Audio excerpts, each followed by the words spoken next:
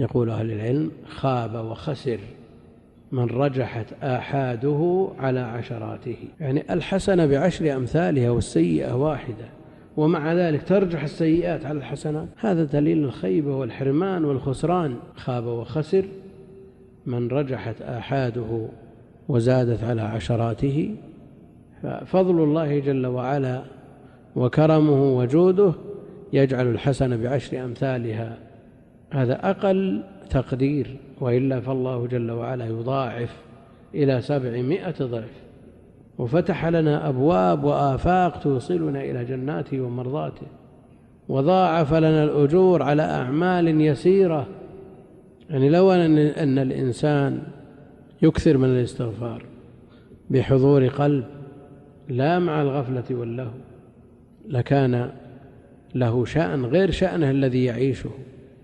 ولو كان يكثر من التسبيح والتحميد والتهليل، وكل تسبيحة صدقة، وكل تسبيحة أو تحميدة أو تهليلة شجرة في الجنة، والجنة قيعان وغراسها التسبيح والتحميد والتهليل. يعني ما يكلف شيء. الإنسان إذا أراد أن يغرس نخلة يحتاج إلى أن يشتري الفسيلة ثم يغرسها ويتعب على نخلها وغرسها وسقيها وانتظار ثمرتها السنين، فضلا عن كونه يغرس نواة، انتظار طويل. لكن إذا قال سبحان الله غرست له هذه النخلة، الحمد لله غرست له نخلة، مش كلف شيء يا الأخوان. هذا ما يكلف شيء. سبحان الله وبحمده 100 مرة في دقيقة ونصف تقال حطت عنه خطاياه وإن كانت مثل زبد البحر. حطت عنه خطاياه وإن كانت مثل زبد البحر. من قال لا إله إلا الله وحده لا شريك له، له الملك وله الحمد على كل شيء قدير 10 مرات بدقيقة تقال يا الأخوان. 10 كان كمن أعتق 4 من ولد إسماعيل. عتق رقبة، وهذه 10 رقاب بدقيقة تقال. حطت عنه خطاياه وإن كان من زبد البحر بدقيقة ونصف. وبهذا ترجح كفة الحسنات بشيء لا يكلفك شيء.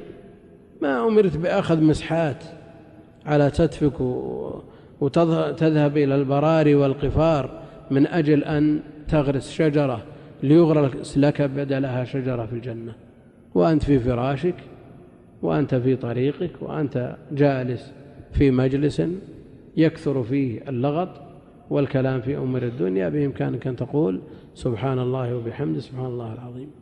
كلمتان خفيفتان على اللسان ثقيلتان في الميزان حبيبتان إلى الرحمن، سبحان الله وبحمده سبحان الله العظيم. سبق المفردون الذاكرون الله كثيرا والذاكرات.